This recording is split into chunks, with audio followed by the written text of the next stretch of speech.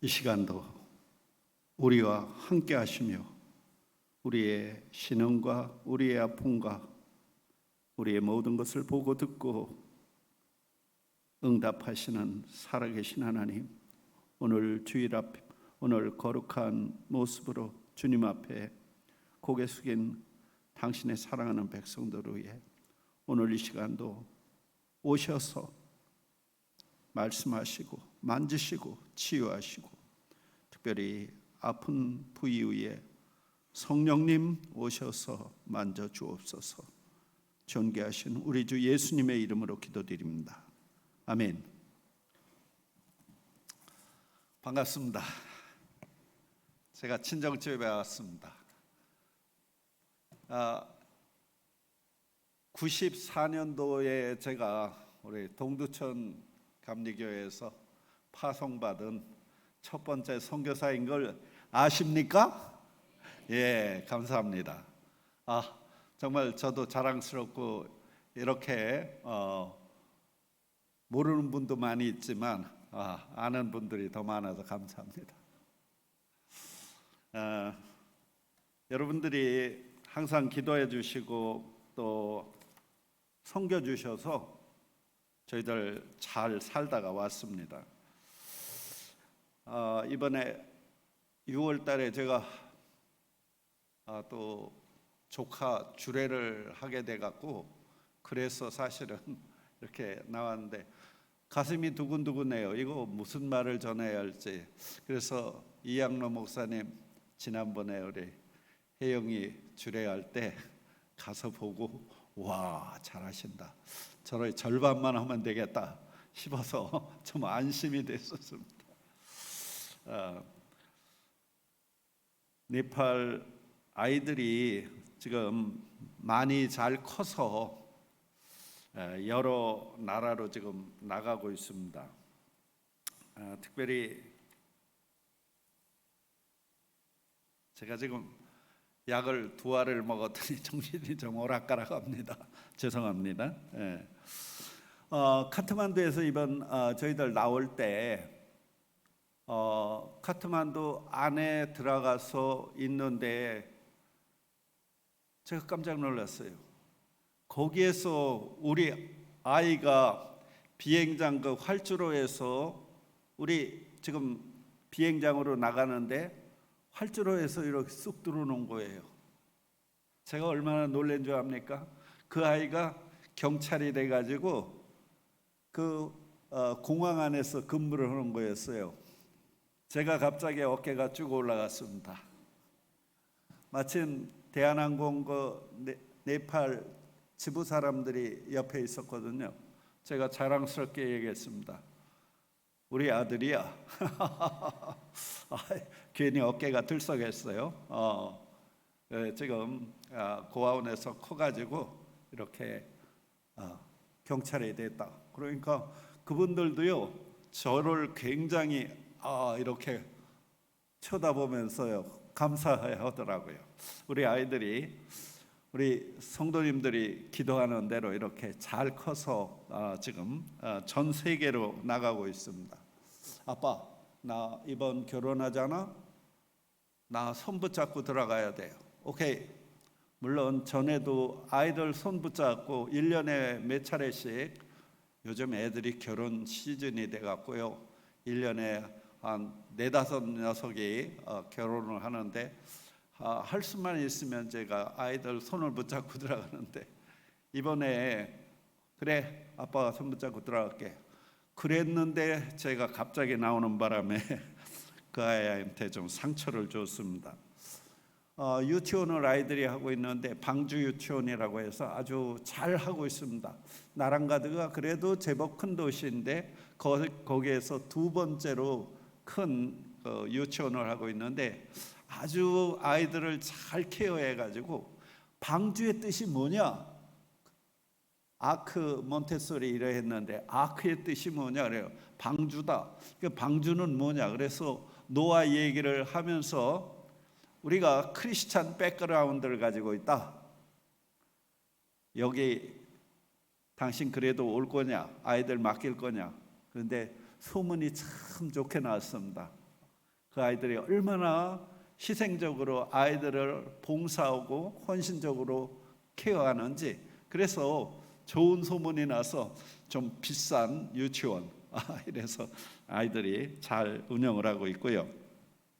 또 식당도 차렸어요. 그래서 김밥 김밥도 하고 한국의 그 맛있는 거. 근데 사실 제 맛은 안 나요. 그래도 김밥입니다. 네팔에서 그 아이들 있는 데 와서 많이 이렇게 사 먹어서 너무 감사하고요. 그리고 전체적으로 지금 우리 아이들이 커가지고 전국으로 전 나라로 가는데 거의 중동 쪽 그리고 말레이시아 그쪽으로 많이 가는데 한국으로 오는 거는 굉장히 까다롭습니다. 시험을 치어야 되는데 95, 100점 정도 맞아야 이렇게 올 수 있을 정도로 제가 소망이를 갖다 가르치는데 저도 모르는 문제가 너무 많았어요. 소망이가 떨어져 가지고 중동으로 나갔습니다.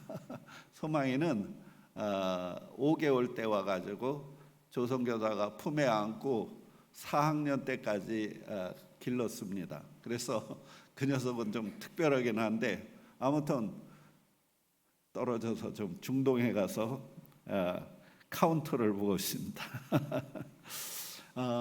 이렇게 아이들이 유럽에도 많이 가 있고 또 결혼한 애 중에는 오스트레일리아, 호주에 가가지고 결혼한 아이도 있고 아무튼 아이들이 소식이 많이 있습니다. 특별히 호주에서 제일 큰 네팔 교회를 하는 아이가 우리 아이입니다. 이 아이가 얼마나 잘하는지 외국인 그 대표 이 기도할 때 대표로 나서서 기도하는데 제가 그 영상을 보고 가슴이 뭉클했습니다. 이렇게 여러분의 기도 하나하나가 지금 아이들이 잘 자라서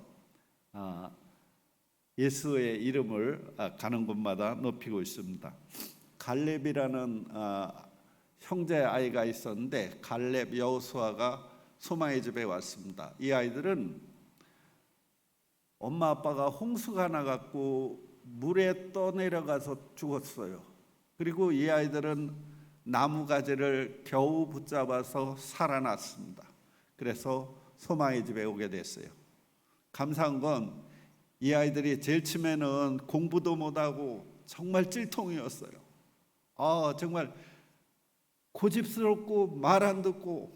근데 우리 그때 한국에 같이 있던 자매가 그 아이를 케어하고 보살피고 누나로서 그랬더니 그 아이가 축구하다가 발이 부러졌어요. 그래서 발을 기부스하고 있는 기간에 너 그래도 열심히 공부해야지. 누나가 너 보고 있어. 그랬더니요, 이 아이가 힘을 얻고 공부를 끝까지 잘했어요. 그래가지고 자기 고향에 돌아가서 학교 선생님이 됐습니다. 그러면서 뭐라 그런 줄 아세요? 엄마, 내가 우리 동네에서 제일 많이 배운 사람이야. 할렐루야. 아주 자신 있게 이렇게 얘기를 했습니다. 그래 얼마나 기분이 좋은데요.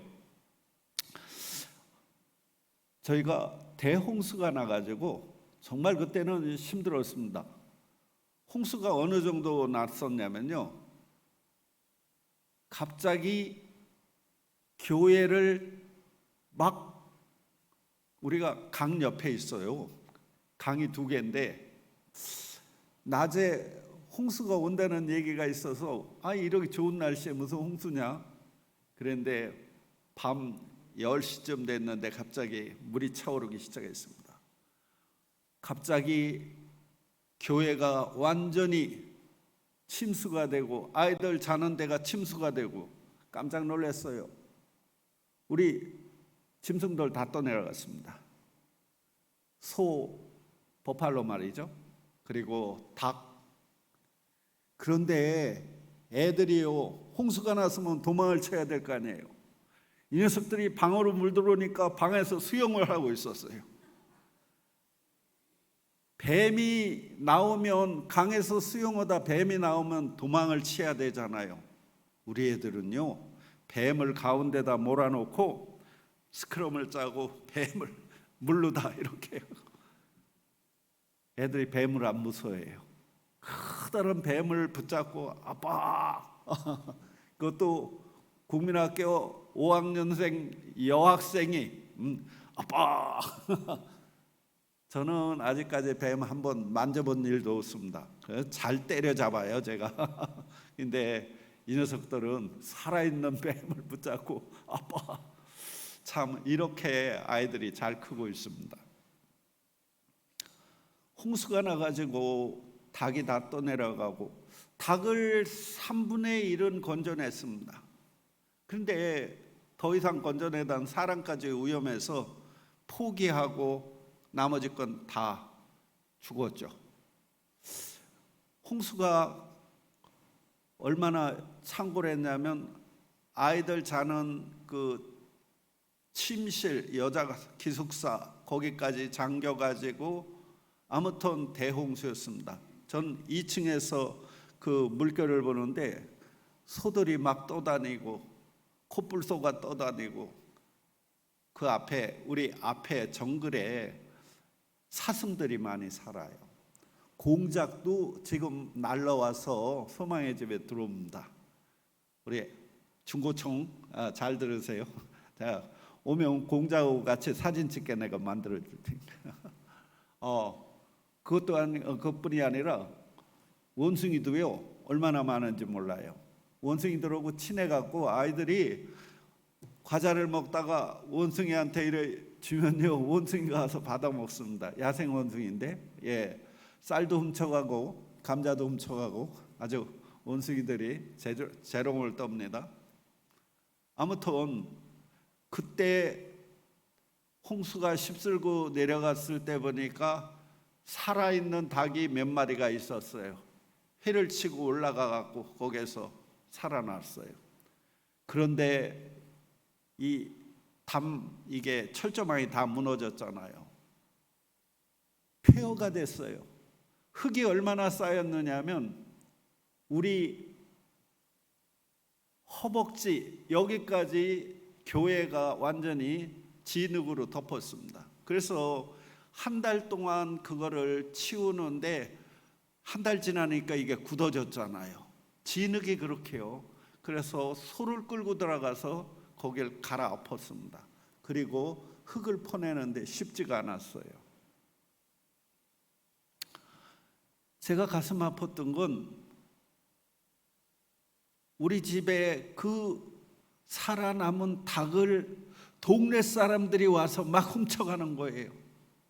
제가 보고 있는데도 훔쳐가는 거예요. 나는 가슴이 아파 죽겠는데 이거 복구 작업을 내면 큰 난리인데 사람들이 그렇게 야박하더라고요. 그게 아까워서가 아니라 제가 훔쳐가는 걸 보면서 너희들이 이제 걸렸다. 하나님한테 걸렸다. 제가 그랬어요. 그리고 다 훔쳐다 먹었어요. 그리고 얼마가 지나서 복구 작업 거의 다 끝났을 때 어떤 청년 하나가 왔습니다. 왜 왔어? 그랬더니 자기가 예수를 좀 믿어보려고 그런대요. 왜 그러냐 그러니까 자기가 투석을 하는데, 그러니까 몸이 경찰이었는데 투석하다가 집이 좀 많이 이제 이렇게 망하게 됐습니다. 그래서 이제 한날 꿈을 꾸니까 하얀 할아버지가 나와가지고 뭐라 그래가지고 어떤 사람이 얘기했대요. 너 예수 한번 믿어봐라. 그래갖고 그 소리에 혹시나 하고 소망의 집에 왔다는 거예요. 그래서 우리가 모여서 기도해 줬습니다. 다음 주일에 또 오시오. 그래갖고 올 때마다 아이들이 기도하고 안수하고. 근데 말이죠, 그 투석을 하던 사람이 깜짝같이 병이 났습니다. 할렐루야. 그래 본인도 놀라고 그래서 너 신학해라 그랬더니 가겠대요. 그래 카트만두로 신학을 보냈습니다. 부인이 왔어요. 자기 신랑 보내고 나니까 할 게 없으니까 우리 집에서 일하겠대요. 그래서 일을 하게 됐습니다. 한 1년 지났는데 이 얘기를 하는 거예요. 그때 닭 훔쳐다 먹은 사람들이 자기라고. 할렐루야.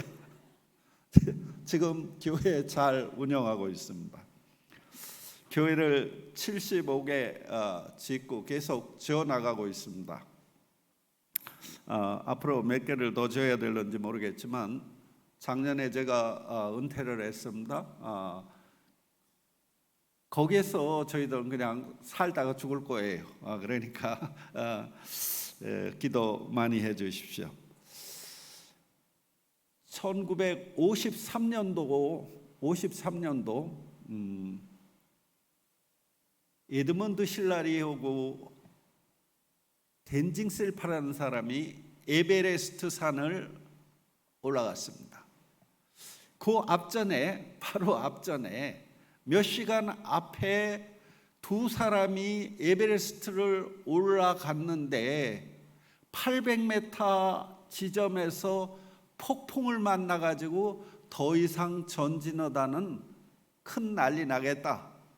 폭풍 몰아치면 사람들이 거기서 굴러 떨어져 죽고 그러잖아요. 그래서 두 사람이 더 이상 올라가지 못하고 다시 하산을 해서 제1차 베이스 캠프까지 내려와서 남아있는 대원들과 의논을 했습니다. 어떻게 할까? 이대로 포기할까요? 그때 대원들이 얘기를 했습니다. 한번 그때 당시에도 지금도 에베레스트 산에 올라가는 팀당 1억 원이 지납니다. 세금이. 그런데 그 옛날에는 몇 개월 전에 와서 훈련을 하고 그 수많은 사람들이 포토에 짐을 지고 거기에 가서 적응 훈련을 하고 이러기 때문에 돈이 엄청 많이 듭니다. 그런데 1년을 다시 하게 되면 또 스폰서 이거 다시 받으려면 얼마나 힘들겠어요. 그 사람들이 고민했어요. 그러면 조금 더 있다가 날씨 보고 우리 다시 한번 시도하자. 그래서 그들이 다시 한번 시도했을 때 뽑힌 사람이 에드먼드 힐라리 그리고 댄징 셀파라는 네팔 포터였습니다. 셀파는 이마에다 이렇게 등짐을 지고 많이 질 때는 한 80kg, 100kg를 지고 그 산을 올라가는데 물론 에베레스트 올라갈 땐 좀 짐이 좀 적죠. 조금 적은데 아무튼 그런 셀파들은 그런 일을 합니다. 그러니까 둘이가 거기를 올라갔는데 53년 5월 29일 새벽 2시에 드디어 인류 최초의 에베레스트 산을 등정을 했습니다. 그래서 거기에 그 첫 사진에 보면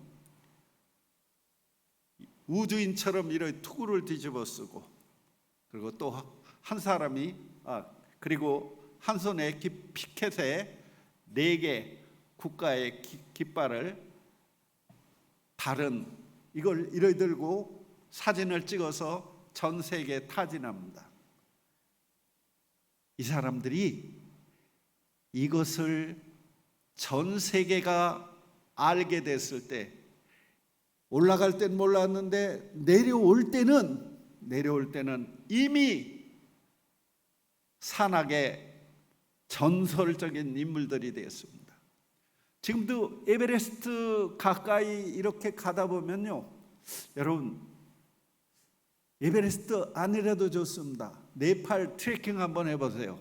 와, 진짜 산 좋아하시는 분들 뿅뿅 갑니다. 네팔에 꼭 오십시오. 꼭 한 번쯤은 우리 동기 목사님이 와서 1박 2일을 하고 산에 2시간만 올라갔는데 그 앞에 펼쳐진 그 모습을 보더니 저보고 그래요. 선교사님, 여기는 인생에 한 번쯤은 꼭 봐야 될 장소네요. 여러분, 그런 장소가 참 많습니다. 그런데 위험하지도 않아요. 그런데 에베레스트 등정하다 보면 에베레스트 길 하루를 앞두고 가다 보면 바위들을 위에다가 이름을 써 있다던가 아니면 돌탑을 쌓아놓은 게 많이 있습니다. 이게 에베레스트 산 등정하다가 아니면 내려다가 죽은 사람들의 그 영혼을 기리는 탑들입니다. 거기에는 한국 사람도 있어요. 수많은 사람들이 거기에 그렇게 있습니다. 그 사람들은 왜 거길 그렇게 올라갔죠? 거기 올라가면요, 유명한 사람이 됩니다. 덴징 셀파 에드먼드 힐라리가 어떻게 변한 줄 아십니까? 올라갈 때는 무명의 사람들이었어요. 네덜란드의 양봉업자, 한 사람은 등짐을 지고 다니는 포터. 그런데 올라갔다 내려오는 순간 내중에 에드먼드 힐라리는 영국 왕실의 자기를 받습니다. 그래서 힐라리 경이 됐어요. 그리고 전 산악인들이 숭배하는 전설 중에 전설이 됐어요. 덴징 셀파예요. 이 사람은 인도 수상의 친구가 됩니다. 그리고 부와 명예가 그들을 따라왔어요. 그래요, 그들은 부와 명예, 이것을 자기 생명과 맞바꾸기 위해서, 죽으면 맞바꾸는 거잖아요. 그 담보를 가지고 산에 올라가는 겁니다. 여러분, 우리의 삶은 어떻습니까? 정말 세상 사람들은 자기의 명예와 부를 위해서도 이렇게 자기의 생명을 아끼지 않고 그것을 쟁취해 나갑니다.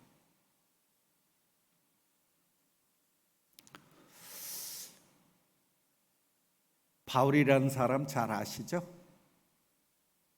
바울. 예수쟁이들을 보니까 기가 막힌 거예요. 저 미련 곰탱이 같은 예수쟁이들이 예수님을 하나님의 아들이라고 그러는 거예요. 아니, 하나님이라는 거예요. 이게 말이 됩니까? 밥 먹고 화장지 들고 화장실 가는 이 사람이 하나님의 아들이 될 수 있다니, 하나님이라니, 이게 말이 됩니까? 이 미련한 사람들은 다 잡아 죽이는 것이 곧 하나님의 일을 하는 거라고 그는 생각했습니다. 그래서요, 예수 믿는 사람들을 다 잡아 죽이려고 작정을 합니다. 그래서 크리스찬들을 죽이기 위해서, 잡기 위해서, 감옥에 가둬놓기 위해서 예루살렘에서 다메섹으로 말을 타고 갔잖아요. 여러 명이. 그런데 다메섹 가까이 왔을 때 그는 엄청난 밝은 빛을 안고 받으면서 말에서 굴러 떨어졌잖아요. 당신 누구십니까? 나는 네가 핍박하는 예수다. 놀랍잖아요. 성경에 보면 예수님을 만난 일이 바울은 없습니다. 예수님을 핍박하지도 않았어요. 그러나 예수 그리스도를 믿는 이들 핍박한 것이 곧 예수님을 핍박한 것이라고 예수님은 말씀하십니다. 어떻게 할까요? 정말 이 물음에 우리도 대답을 해야 합니다. 내가 살아계신 예수 그리스도 그분을 만났다면 나는 어떻게 해야 될까요? 바울은 묻습니다. 그러면 어떻게 해야 될까요? 우리도 이 질문 앞에 정말 답을 해야 합니다. 예수님이 그러죠. 다음에 갑자기 생각이 안 나네. 거기에 가서 기다려라. 그런데 말이죠. 3일 후에 거기서 금식하고 있는데 아나니아 선지자한테 거기 사울이라는 청년이 있으니까 가서 안수 좀 해줘라. 사울이 그랬잖아요. 아나니아 선지자가 성령님한테 아니 우리를 잡아 죽이려고 오는 이 사람 내가 왜 거기를 가야 됩니까? 야 걱정하지 마. 그는 내가 쓰기 위한 그릇이다. 그래서 그 음성을 듣고 그 안수해주고 눈이 비늘 같은 것이 떨어져서 그가 예수 그리스도를 전하기 시작했잖아요. 여러분 그 강력한 태초의 빛 그런 빛이 정말 있을까요? 제가요 예수 안 믿을 때 인생을 포기하려고 그럴 때 하나님이 있는지 없는지는 모르겠어요. 친구가 교회 가자 그래서 그래 교회 가면 죄 씻어주냐? 저는 하루를 살아도 근사하게 살고 싶은데 내 인생에 아무리 봐도 깨끗한 구석은 하나도 없어요. 너무 내 자신이 내가 싫어요. 그래서 그 친구한테 그런 얘기를 했어요. 너 교회 가면 말이야 죄 씻어주냐? 그랬더니 이 친구는 모른대요. 아무튼 제가 하나님 있는지 없는지 모르겠지만 나 이번에 당신을 못 만나면 나 인생 끝내겠습니다. 제가 그렇게 독한 마음을 먹고 하나님 앞에 그랬어요. 하나님 내가 기도 올지 모르니까 새벽 4시에 나가서 5시까지 30분 동안 성경 읽고 30분 동안 나 죄 없이 해주세요. 이 얘기할 테니까 나 좀 만나주세요. 이꼴랑 하나님이 계시면. 그리고 30일 동안 제가 기도를 했잖아요. 25일 되는 날요 제 마음속에 음성이 하나 들렸어요. 너 미쳤지? 가만히 생각해 보니까 미친 것 같아요. 아니 새벽 4시에 나와서 너 뭐 하는 거니? 그래 이러다 사람이 미치는구나. 죽어도 미쳐서 죽으면 또 안 되잖아요. 그래서 무서웠습니다. 뭐 있냐? 뭐 보이냐? 아니 그거 봐 있긴 뭐가 있냐? 들어가서 담배는 한 대 피는 게 낫지. 순간적으로 제가 일어나려고 그랬어요. 근데요 또 한 음성을 들었어요. 얘도 너 누구하고 약속했냐? 하나님. 너 사람하고 한 약속도 지키려고 하는 거 봤는데 하나님하고 한 약속 안 지킬래? 가만히 생각해 보니까 그래요. 사람과의 약속도 제가 지키려고 하는데. 그래서 다시 가만히 있었어요. 너 며칠 했니? 25일. 그러면 앞으로도 5일이 남았네? 오, 그렇지. 제가 마음을 다시 붙였습니다. 그래, 하나님이 있든 없든 내가 사람과의 약속을 했는데 하나님과의 약속도 지키자. 하나님이 있든 없든 이건 약속이니까. 그래서 약속을 그 자리에서 일어나지 않고 계속 제가 어떤 줄 아세요? 이렇게 하고 양반다리에 오고 앉아서 하나님 나 죄 없이 해주세요. 제가 이랬다니까요. 그런데 26일부터는요 제가 너무 마음이 급한 거예요. 이번에 예수님 못 만나면 난 인생 포기하려고 작정을 했거든요.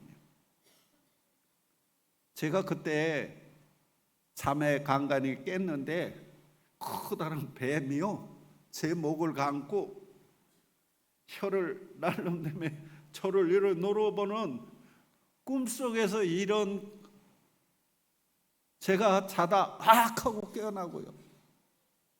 그런 상태에서 제가 있었습니다. 그런데요 26일 날 그 새벽에는요 제가 무릎 꿇었습니다. 저도 모르게 하나님 살려주세요. 그렇게 하루하루를 가는데 정말 갈급했어요. 이번에 못 만나면 난 진짜 인생 끝낼 거야. 그랬거든요. 27, 28, 29 막 가는데 진짜 환장하겠어요. 그게 29일 새벽인지 30일 새벽인지 지금 왔다 갔다 하는데 그날도 제가 혼자 무릎 꿇고 있었어요. 너무 외로웠습니다. 이야, 온 우주 속에 지구에 나 혼자 달랑 있는 그 외로움, 여러분 그런 외로움 느껴보셨습니까? 지구에 나 혼자 살고 있어요. 이 외로움. 이 새벽에 누가 나를 기억하는 사람이 있을까 생각했는데 오늘 우리 어머니 지금 99세인데 어머니 지금 만나보고 왔어요. 어머니 생일이 내일인데 오늘 만나보고 왔어요. 어머님이 그때 집사님이셨어요. 동생들 다 결혼하는데 결혼도 안 하고 내가 널 위해서 기도한다. 그때는 그게 무슨 의미가 있겠어요? 아무 의미가 없었어요. 그런데요 제 가슴이 갑자기 어머니가 날 기억하고 있구나. 날 위해서 기도하고 있구나.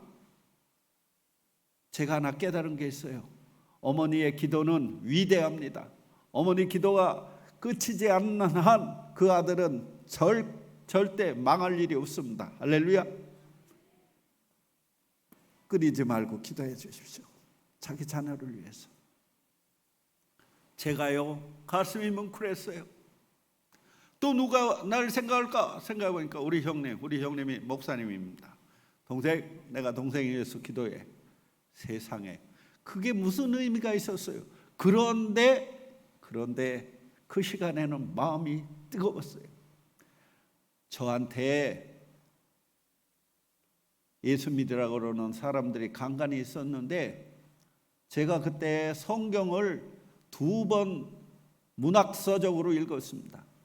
거기 보니까 사도 바울이 다메스커스 이 조금 아까 이야기했던 그 사건에서 빚을 맞고 쓰러졌으니까 내가 바울처럼 빚을 맞고 빚을 나한테 씌워서 내가 쓰러진다면 모를까 나 예수 못 믿는다. 제가 예수 안 믿겠다는 소리를 그렇게 했는데 바로 그 새벽에 저도 모르게 기도하다가 갑자기 저 혼자 지금 무릎 꿇고 살려달라 그러는데 갑자기 어마어마한 빛이 소리를 치며 들어왔습니다. 그리고 제 속을 보니까요 속이 환해졌어요. 이 촉수를 가늠할 수 없는 엄청난 빛이 또 한 번 뚫고 들어갔습니다. 제 속이요 정말 환했습니다. 깨끗했어요. 제가 정신을 차리고 보니까 혼자 굴러다니면서 울고 있었어요. 그 태초의 빛, 정말 성경 2000년 전에 쓰여졌던 그 성경 속에서 말했던 그것이 지금 오늘날에도 역사하는 것을 저는 체험했습니다. 할렐루야. 하나님 살아계십니다. 아멘. 천국이 지옥이 있습니다. 아멘. 제가요 저도 무슨 이유인지 모르지만 엉엉 울면서 살았구나, 내가 깨끗해졌구나. 제가 한참 울고 나서 기도했습니다. 너 앞으로 어떻게 할래? 예수 믿자. 어떻게 할 건데? 예수 전하자. 어떻게 할 건데? 신학교 가자. 목사가 되자. 거기까지 결단하고 일어났습니다. 바깥에 나왔더니요, 세상에 온 나무들이 반짝반짝 하는데, 세상에 이렇게 나무들이 반짝이네. 뭐 이런 신기한 세상이 있어. 정말 감사했어요. 제가 6개월 동안 그 반짝이는 세상의 나뭇잎들의 그 잎사귀를 보면서 얼마나 감사했는지 모릅니다. 그렇습니다. 하나님은 살아계셔도 지금도 역사하시는, 우리를 구원하시는 하나님이신 걸 믿으시기 바랍니다. 저희들은요, 그냥 한국에서 대충 아이들 2-30명 데리고 시골에서 고아원하며 목회하려고 그렇게 생각했는데, 하나님께서는 계획이 그것이 아니었어요. 아까 물고기 꼬리산이라는 거 보셨죠? 이 산은 네팔의 명산입니다. 에베레스트가 세계적으로 알려졌다면 네팔 사람들이 숭배하는 산 중에 하나가 그 산인데, 앞에서 보면 뾰족한데 옆에서 이를 보면 물고기 꼬리처럼 이렇게 생겼습니다. 그래서 물고기 꼬리산인데, 이 산은 신이 살고 있다고 해서 지금까지 네팔 정부에서 한 번도 이 산을 등정하지 못하게 못을 박아놨습니다. 그래서 아직까지 처녀복입니다. 이 산을 보여주셔서, 그게 어디 있는지도 몰랐죠. 여기로 가라 그래서 눈산, 그러면 히말라야면 네팔. 그래서 네팔에 갔더니 그 산이 있었어요. 할렐루야. 하나님께서는 이렇게 기도할 때 섬세하게 인도하시고 보여주십니다. 오늘 우리가 읽은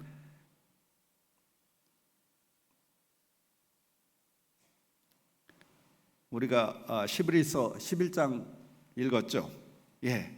11장 읽었는데 그 11장에 나오는 사람들 보면 정말 훌륭한데 허물이 또 우리처럼 있는 분들입니다.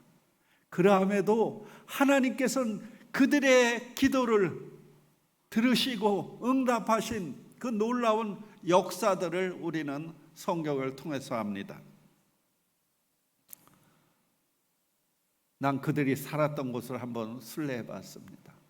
사도 바울이 목회했던 그 에베소, 그리고 사도 바울이 갈라디아, 또 그 고린도 여러 곳을 돌면서 그 사역했던 현장과, 그리고 그들이 토굴 속에서, 암굴 속에서 그 살아갔던 그 삶의 현장을 가서 봤습니다.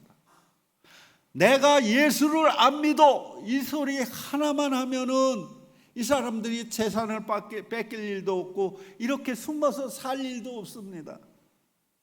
그런데 그들은 자기 재산 다 뺏기고, 그래서 산골로 도망치고 땅속으로 도망치고 토굴에 도망가서 끝내 어떤 사람들은 죽임을 당하고 찢기고, 그런 속에서도 그들은 신앙을 잃지 않았습니다.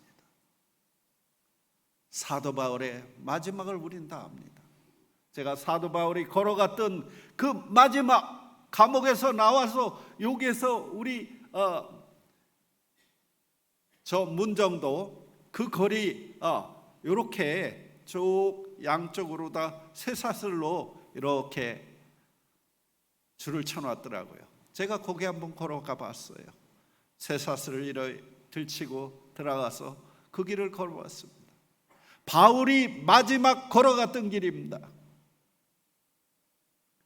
예수 그리스도만을 위해서 그가 그 길을 걸어갔는데, 거기 걸어가자마자 그 앞에서 목이 잘립니다.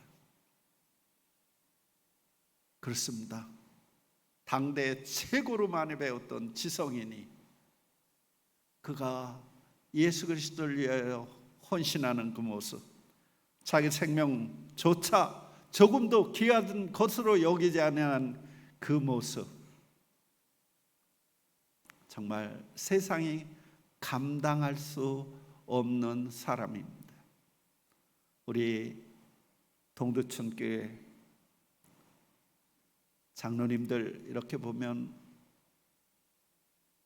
벌써 30년 전 생각해 보면 굉장히 젊으셨고 멋있었고 머리도 까맣었는데 지금은 다 이렇게 하얗게, 그리고 지금까지 주님을 잘 섬기는 이 모습, 우리 끝까지 주님의 나라를 위해서 세상 사람들이 감당할 수 없는 그러한 믿음의 사람으로 끝까지 승리하시기를 기도합니다.